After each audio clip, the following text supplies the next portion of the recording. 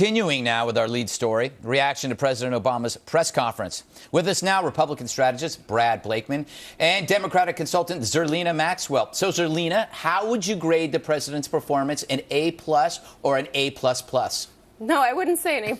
I would give him a B, right? So Really? I'm really happy with the immigration rhetoric and the Obamacare rhetoric. Not so great on the NSA Edward Snowden rhetoric. What did you not like about the NSA stuff? Well, I'm not interested in what he thinks about Edward Snowden as a person. I don't care if he thinks he's a patriot or not a patriot. I care about government spying, and the reforms that he was talking about in the beginning were way more important than what he says about Edward Snowden being a good guy. Who cares? Yeah, I guess it's because he was asked if he was a patriot or not, which I thought was a fair question. Brad, what did you make of this? Do you agree with Zerlina? B? No, as a college professor, I'm very tough with grades, but I would give him a solid D. And here's the reason.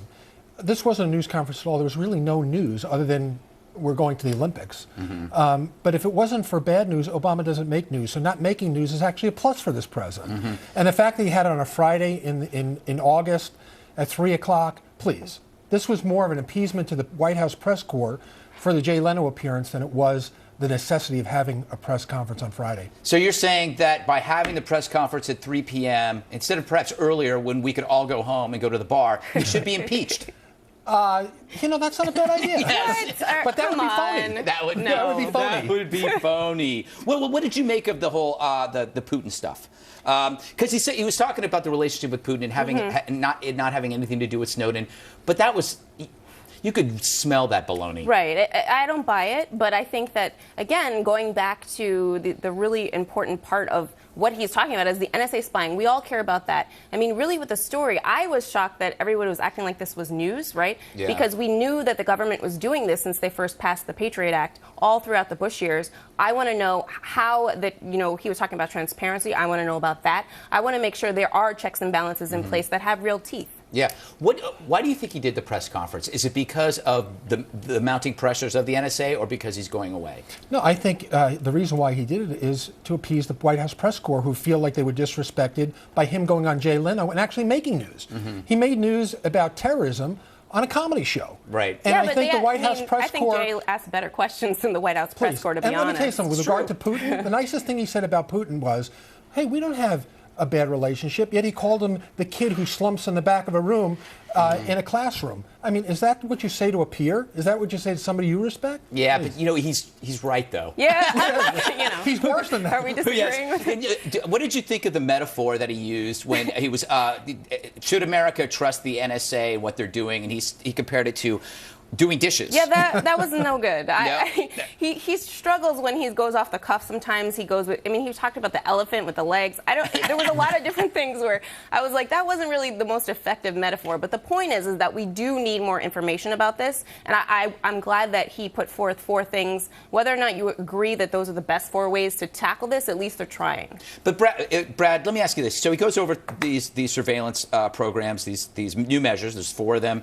A lot of jargon in there, and I always feel like this is somewhat of a relief because you avoid some of the more visceral, immediate problems in the United States. One I keep talking about is gas prices, fracking, the pipeline. These are things that he doesn't have to talk about. And I know people get tired of hearing about Benghazi, but what about Benghazi? We had one question, and then you have the IRS scandal, which is huge. He gets a pass on all of this stuff. He does, but he gets a pass because of the people who are asking the questions and not demanding the follow-up of him to respond. But let me tell you something. This president has led a charmed life with the people who created him, and that's the media.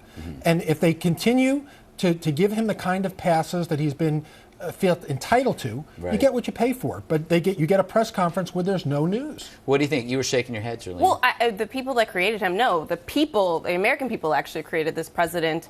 Change you can believe in. You forgot that. Yeah, the media didn't create President Obama. You think the American people accept the hope and change that they've been given under this president? I think the people that supported this president the most are the ones hurting the most in this economy. Well, I think that, yes, I want him to talk about jobs because I certainly think that he needs to do more on that. We've come a long way. The economic indicators are improving. But one thing that I want to go back to, though, is that the media did not create this president. Grassroots organizers on the ground, including me in Virginia, created this president. Yeah, but with a lot of help. The volunteers help. Well, the media were essentially his onboard cheerleading squad. They check their pom-poms at the door. It's not the media. You're overstating the importance of the media. Love him. No, you're overstating they still love him. No, in 2012, one of the media was shocked that he won by such a great margin. People who are on the ground, field organizers, knew that he was going door to door getting those early votes. That's what matters. It's on the ground. I wouldn't say shocked as so much as overjoyed watching a lot of them cry on camera when they. There were people crying. There were reporters crying. I think they had to carry Chris Matthews to a hospital. Thrills up his leg. Yes. Please, come on.